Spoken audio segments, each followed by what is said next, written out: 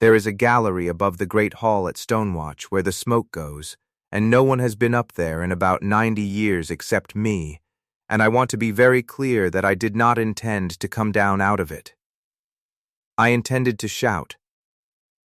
That was the entire plan.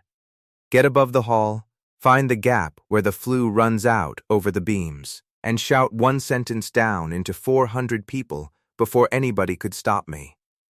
The beam was 90 years' worth of soot on old oak, and I was on it in the dark with a broken slate in my hand, and I got about half the sentence out before it went. 30 feet is not very far to look at.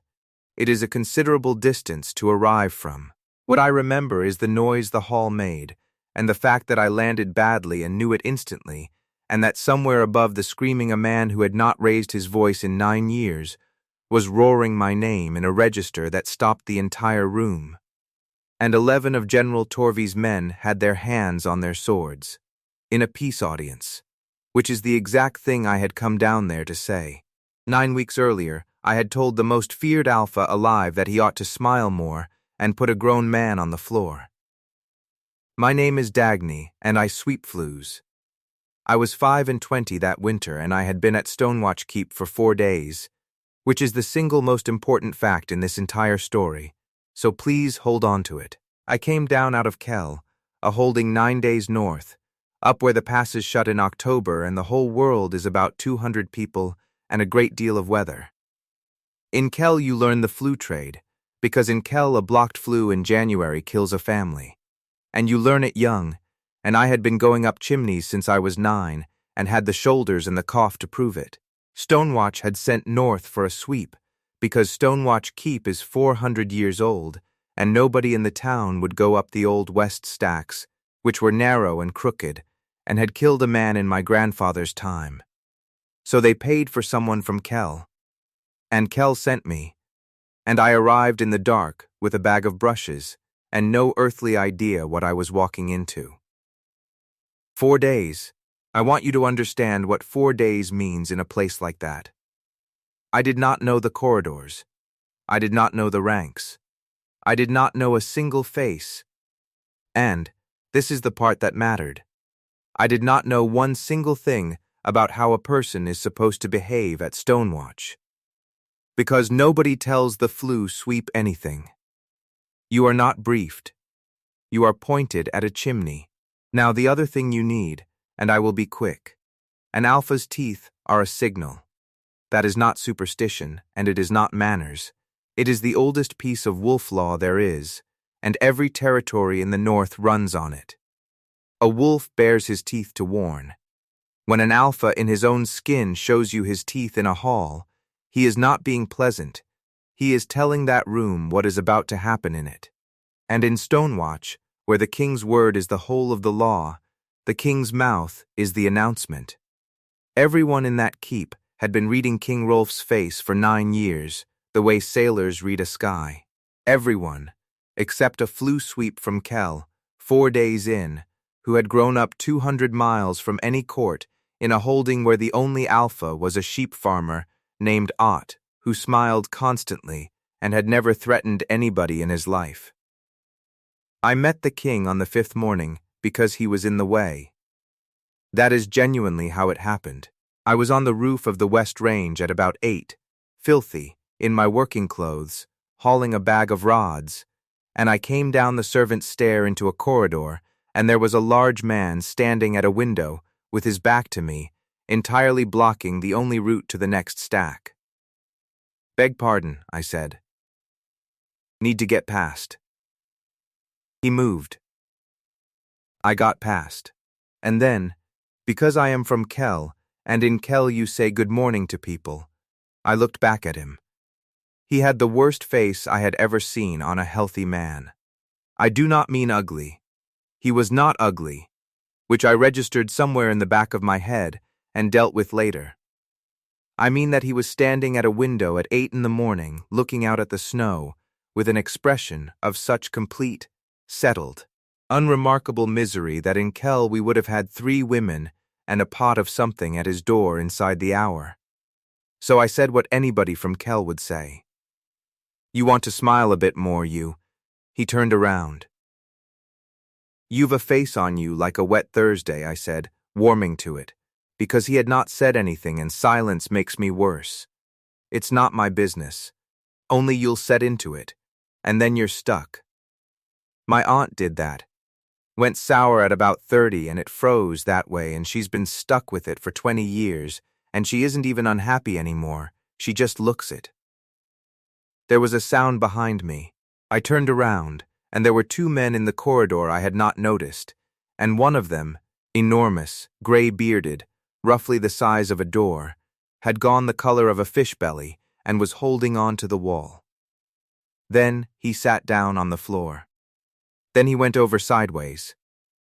I want the record to show that I thought he was having a fit, and I went to help him, and that the other guardsmen got between us with an expression of such total horror that I finally, 4 days late, understood that something had gone very wrong. And behind me the King of Stonewatch said, in a voice like a door closing, "Leave her." I did not sleep that night. Obviously, I sat in the sweep's room off the kitchen with my bag packed, waiting for someone to come for me, and worked out how far I could get toward the North Road before anyone noticed. Nobody came. What came instead, at about 6 the next morning, was Torgen, the man who had gone over sideways, who turned out to be the king's second and the most senior soldier in the territory, standing in the doorway of the sweep's room looking like a man attending his own funeral. "You're from Kell?" "Yes. Nobody told you anything, did they?" He shut his eyes briefly. 9 years I have stood at that man's shoulder. 9. I have been on 3 border fields with him. And yesterday a chimney girl told him to cheer up, and I fainted like a debutante, in front of 2 of my own men, and I would like to know how long you intend to be in this keep, so that I may plan the rest of my life around it. Then he sat down, uninvited, and explained the thing to me.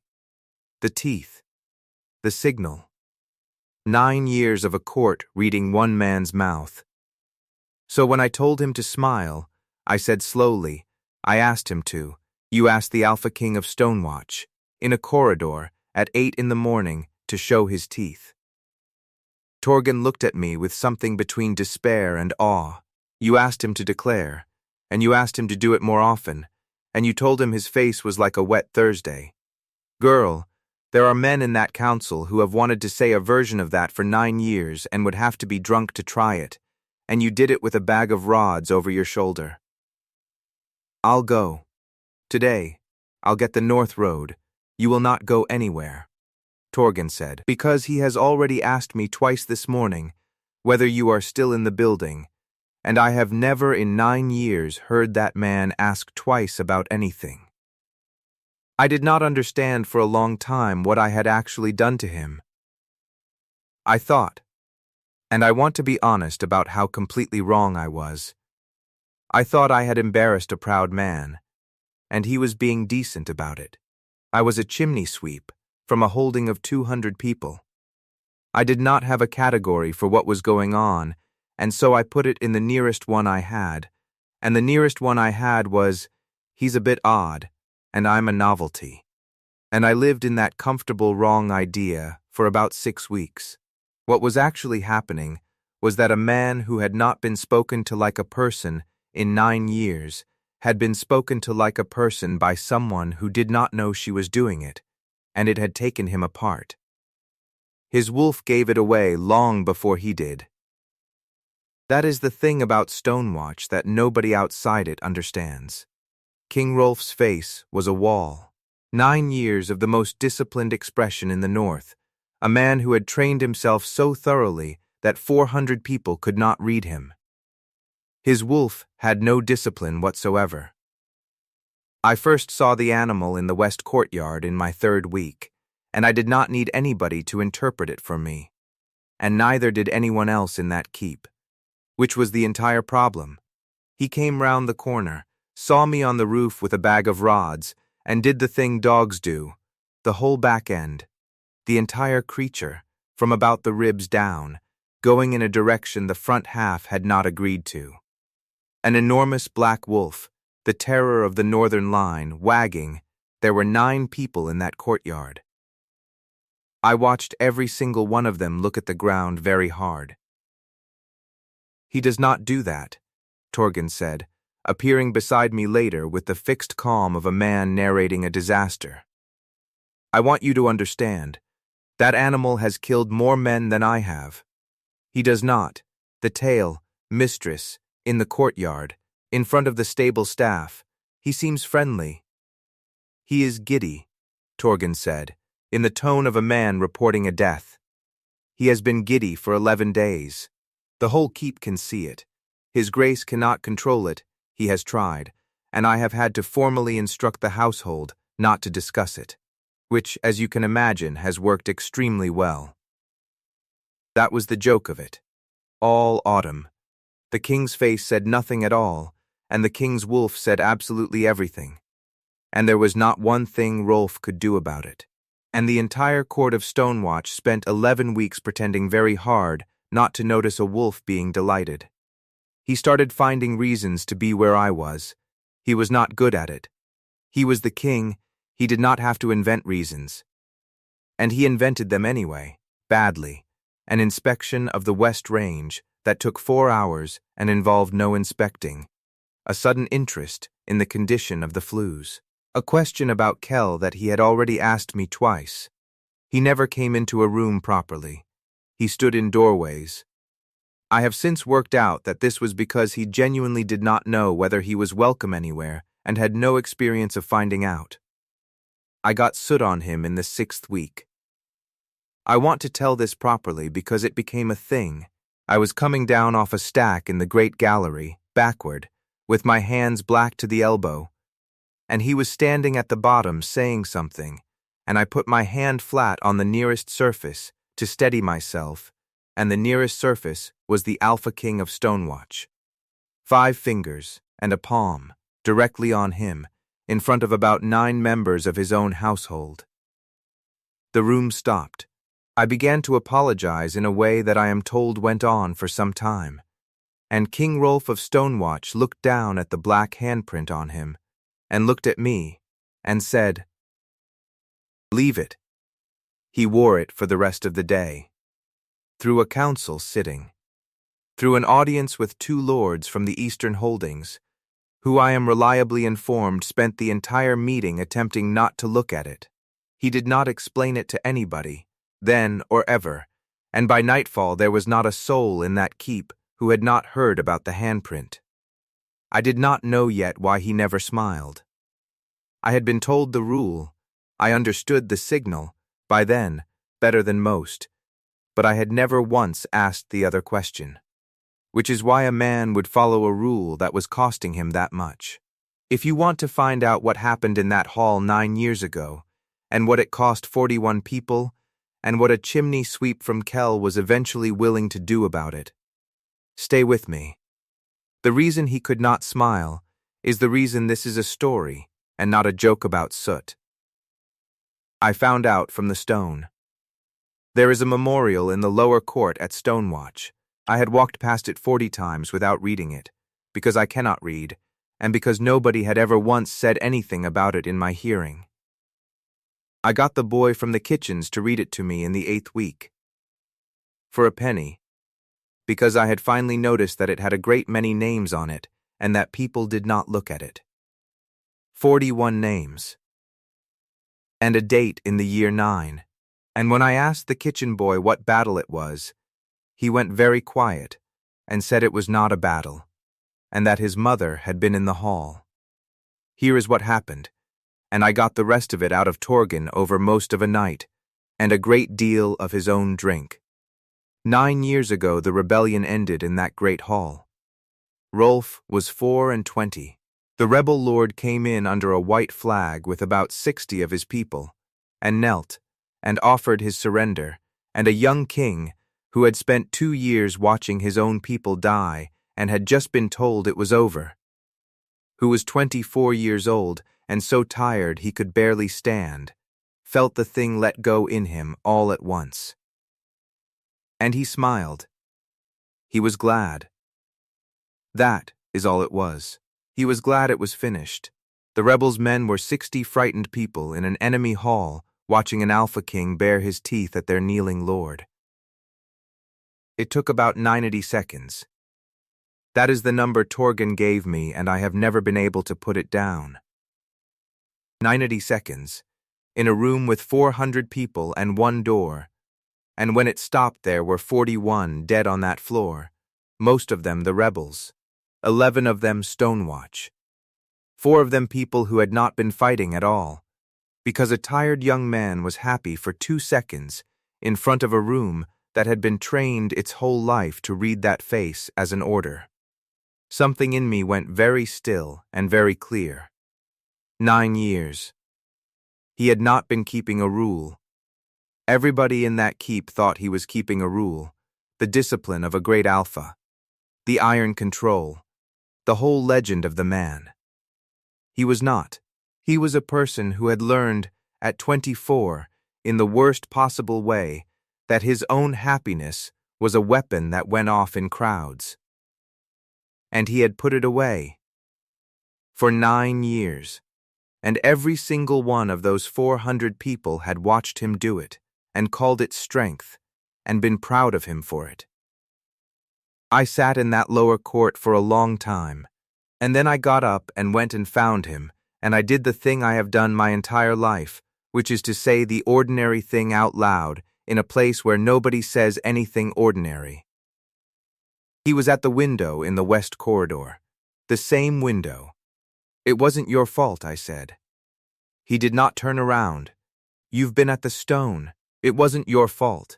And everybody in this keep has spent 9 years letting you carry it like it was, because it's tidier for them if the king's face is a discipline instead of a wound. My voice was not entirely steady. You were 24. You were glad. That's not a crime. That's a person. And the reason those 60 people misread you is that this entire territory taught them to, for 400 years, and not one of them has ever stood at that window in the morning looking like a wet Thursday about it.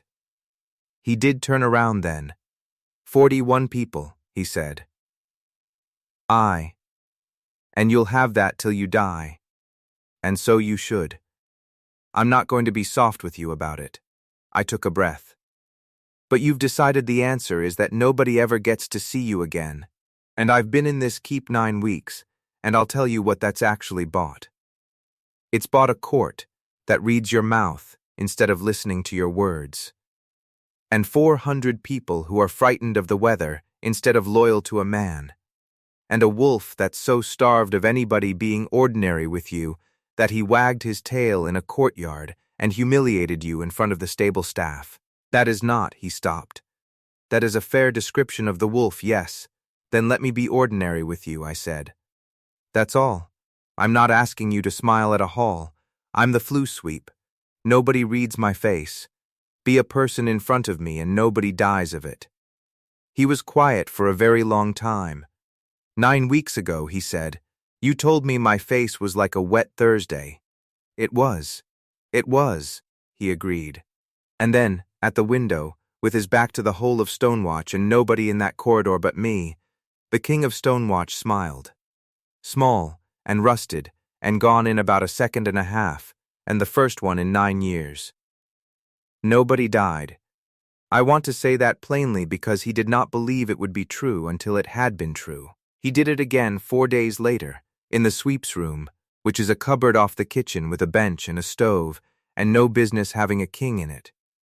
He had taken to coming down there in the evenings. I want to be clear that I told him this was ridiculous, repeatedly, and that he continued to do it, and that after about the 4th time I stopped putting up a fight and started keeping a second cup down there, which I have never admitted to anybody until now. They can't find me here, he said the first time, as though this explained anything. They can find you anywhere. You're enormous. They can find me. They will not come in. He looked around the cupboard with something close to satisfaction. Nobody in this keep would enter a sweep's room. It is the only door in Stonewatch that a council member will not walk through. And I have been king for 11 years, and I have only just worked this out. So that was where it happened, mostly, a cupboard off a kitchen, on a bench, with the stove going, and my rods stacked in the corner. For about 6 weeks. He talked. That is the whole of what we did, and I want to say it plainly. Because the ballads have made an entire opera out of it, and the truth is that a man who had not been permitted to be uninteresting in 9 years discovered that he was allowed to be boring at me, and he took to it like a drunk to a barrel. He told me about the flues of all things. He knew more about that keep's stonework than I did, because he had grown up climbing it. He told me about his mother, who had been from Ellesmere, which nobody at court ever mentioned, and which explained a great deal about why the war had been eating him. He told me what it had been like at 24 to have 400 people start watching his mouth. And once, late, he said the thing I have thought about most since. You do not manage me. What? Everyone manages me. He was looking at the stove, not at me.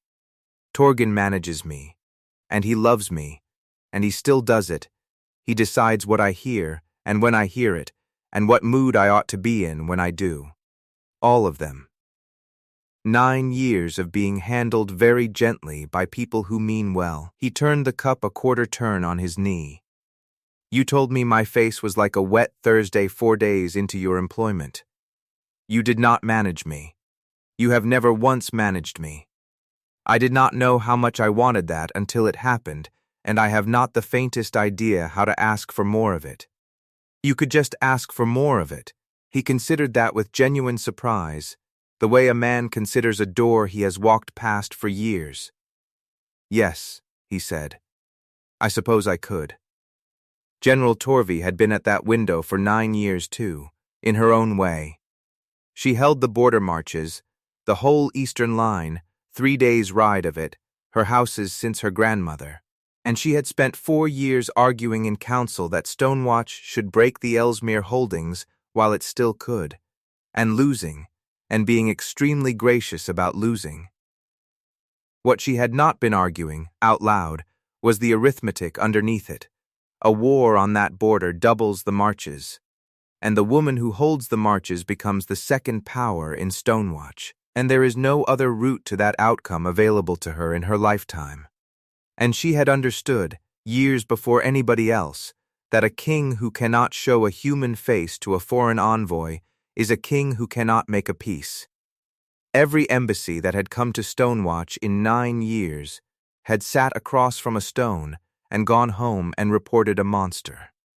She did not have to sabotage the talks. She only had to make sure they happened in that hall, with that face, and let 9 years of a man's grief do the work for her. The Ellesmere envoy came in the 11th week. It was the last one. Everybody knew it. Ellesmere had been arming for 2 years because they were certain Stonewatch meant to come for them, and Stonewatch had been arming because Ellesmere was arming, and one more failed audience would finish it. Torvey did not leave it to the face this time. I found out because of the flues, which is the only reason anyone ever found out anything about me. Sound goes up a chimney. It goes up beautifully. In fact, a flue is a speaking tube if you happen to be sitting inside one at the top with a brush, which is a thing nobody in a keep ever remembers, because nobody thinks about the chimney girl at all. I was in the west stack above the map room on the morning before the audience, and what I heard was General Torvey telling 11 of her own men, quietly, that they would be in the hall, and that they were to watch the king's mouth, and that if his grace showed his teeth to the Ellesmere envoy, they were to respond to the signal exactly as their fathers had in the year 9. She was not going to make him fail. She was going to make him succeed, and then have her men turn it into the massacre all over again in front of a foreign delegation, and there is not a soul in the North who would have believed it was anything but the King of Stonewatch doing the same thing twice. I could not get to him. I want to be clear that I tried, and that I have gone over it 1,000 times since, and there was no way. The audience was already assembling. The king was in council.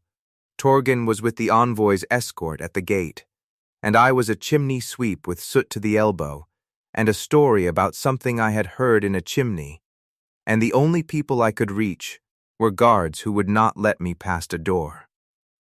So I went up. There is a gallery above the great hall at Stonewatch where the smoke goes, and no one has been up there in about 90 years except me. I intended to shout. That was the entire plan. The beam was 90 years' worth of soot on old oak, and I got about half the sentence out before it went. They've got orders to draw when he. And then 30 feet of nothing. And then the floor of the great hall. I broke my arm in 2 places and 3 ribs, and I was extremely lucky, which everyone has told me constantly ever since, and which I did not enjoy hearing even once. But 400 people had just watched a filthy woman fall out of the ceiling shouting about drawn swords, and every eye in that hall went where eyes go, which is to the hands, and 11 men in Torvi's colors were standing in a peace audience with their hands on their hilts, in a hall where the king had not yet said a word. You cannot explain that. There is no version of that you can talk your way out of, and she was clever enough to know it before anybody else in the room did. The Ellesmere envoy, a small, extremely composed woman named Rhea, who I have since come to like enormously, did the single most useful thing anybody did that day, which was to say, loudly, into the silence, I think we would all like to hear the rest of what she was saying. Torvi went to the block within the season. Her house kept the marches, her nephew holds them now, and has never once been anything but scrupulous, which I understand is not entirely unrelated to his aunt. And the peace was signed 11 days later, in that same hall, with my arm in a sling and my ribs strapped and me sitting in a chair at the back because I could not stand for very long. That is where he did it.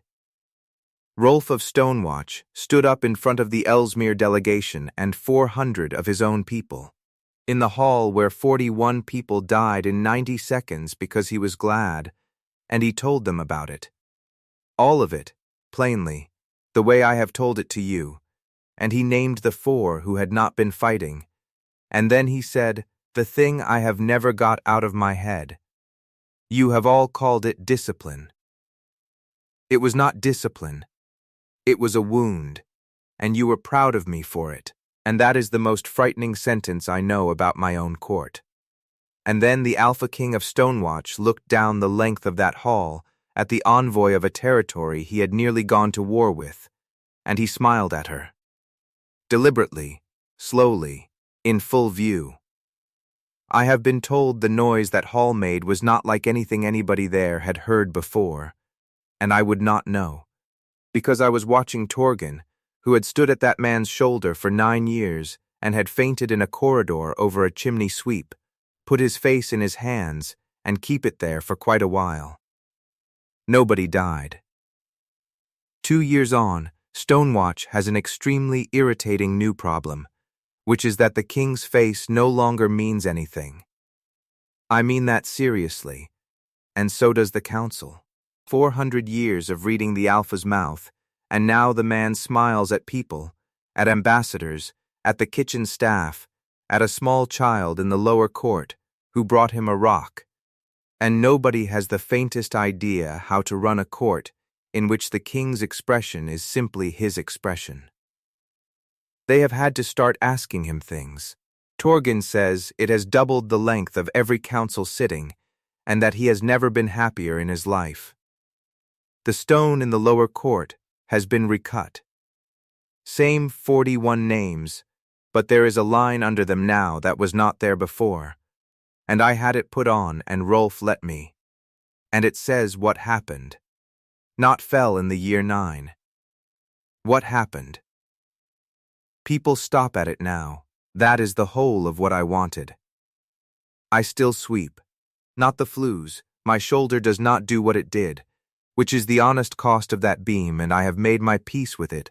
But I run the sweeps for the whole keep and the town beneath it now, 11 of them, and I have not lost anyone to a stack in 2 years, and every single one of them is from a holding like Kell, where the trade is learned young and the pay was nothing.